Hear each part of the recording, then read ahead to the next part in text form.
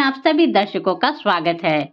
इस वीडियो में हम बात करने वाले हैं नवरात्रि से संबंधित अनुष्ठानों के बारे में। नवरात्रि के चौंकाने वाले 9 अनुष्ठान जिनके बारे में आपने कभी नहीं सुना होगा। नवरात्र का पर्व शक्ति की उपासना का समय है और हर साल लाखों लोग देवी दुर्गा की आराधना में डूब जाते हैं। लेकिन क्या आप जानते हैं कि इस पर्व से जुड़े कुछ अनुष्ठान ऐसे भी हैं जिनके बारे में अधिकतर लोग अनजान हैं। ये अनुष्ठान धार्मिक ग्रंथों और सांस्कृतिक परंपराओं का हिस्सा रहे हैं, लेकिन आज के समय में इनकी चर्चा बहुत कम होती है। इस वीडियो में हम आपको नवरात्रि से जुड़े 9 ऐसे चौंकाने वाले अनुष्ठानों के बारे में बताएंगे जिनके बारे में आपने शायद पहले कभी नहीं सुना होगा। रक्त अर्पण अनुष्ठान। पश्चिम बंगाल और असम के कुछ क्षेत्रों में नवरात्र के दौरान देवी को प्रसन्न करने के लिए रक्त अर्पण की परंपरा थी। इसमें पशुओं के रक्त की बलि दी जाती थी, लेकिन आधुनिक समय में इसे प्रतीकात्मक रूप से लाल सिंदूर या फूलों से किया जाता है। इस अनुष्ठान का उद्देश्य देवी की क्रोध रूपी शक्ति को शांत करना होता था। रात्रि जागरण और मंत्र साधना।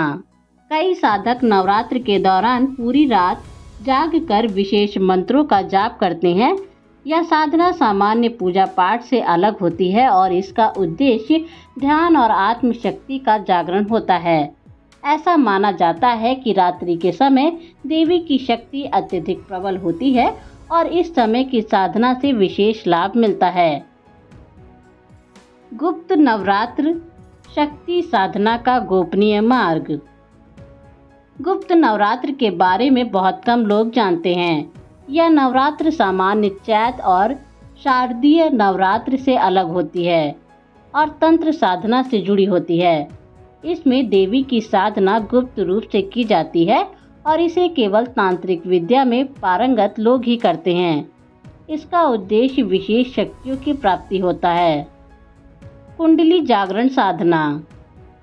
नवरात्र के दौरान कुछ साधक कुंडलिनी जागरण के अनुष्ठान का पालन करते हैं। यह योग और ध्यान का एक कठिन रूप है जिसमें रीढ़ की हड्डी में स्थित ऊर्जा को जागृत करने की प्रक्रिया होती है। कहा जाता है कि अगर नवरात्र के 9 दिनों में कुंडलिनी को जागृत कर लिया जाए तो व्यक्ति को अद्वितीय शक्तियों की प्राप्ति हो सकती है। मिट्टी की प्रतिमा का निर्माण और विसर्जन। कई क्षेत्रों में नवरात्र के दौरान देवी की मूर्ति मिट्टी से बनाई जाती है और पर्व के अंत में इसे जल में विसर्जित कर दिया जाता है। यह अनुष्ठान यह संदेश देता है कि सब कुछ अस्थायी है और जीवन में हर चीज का अंत निश्चित है। इस प्रक्रिया के माध्यम से प्रकृति और देवी के प्रति सम्मान प्रकट किया जाता है। दुर्गा सप्तशती के गुप्त पाठ। दुर्गा सप्तशती का पाठ तो कई लोग करते हैं, लेकिन इसके कुछ गुप्त पाठ होते हैं जिनकी जानकारी बहुत कम लोगों को होती है।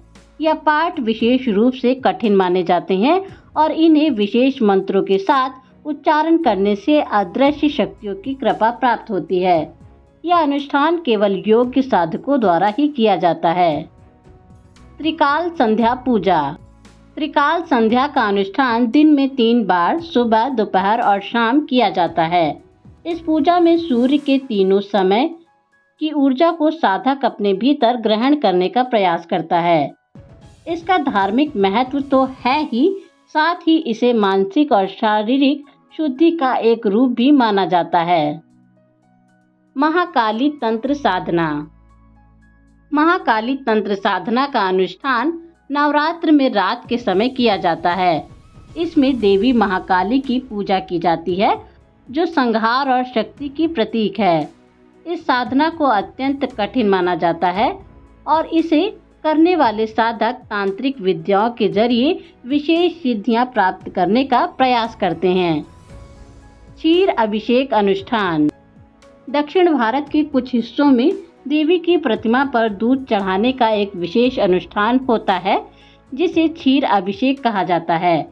इसका धार्मिक महत्व यह है कि देवी को शुद्ध और पवित्र माना जाता है और दूध से अभिषेक करने से सभी कष्टों और रोगों से मुक्ति मिलती है। निष्कर्ष, नवरात्र के ये 9 अनुष्ठान हमें इस पर्व की गहराई और धार्मिक परंपराओं की समृद्धि का परिचय कराते हैं। ये अनुष्ठान केवल पूजा का माध्यम नहीं है, बल्कि व्यक्ति की आत्मा, शरीर और मन की शुद्धि और उन्नति का मार्ग भी हैं। इनमें से कुछ अनुष्ठान आज लुप्त प्राय हो चुके हैं, जबकि कुछ आज भी विशेष साधकों के द्वारा किए जाते हैं। क्या आपने इन अनुष्ठानों के बारे में सुना था? इस नवरात्र इन गूढ़ रहस्यों के साथ अपनी पूजा को और अधिक आध्यात्मिक और शक्तिशाली बनाएं।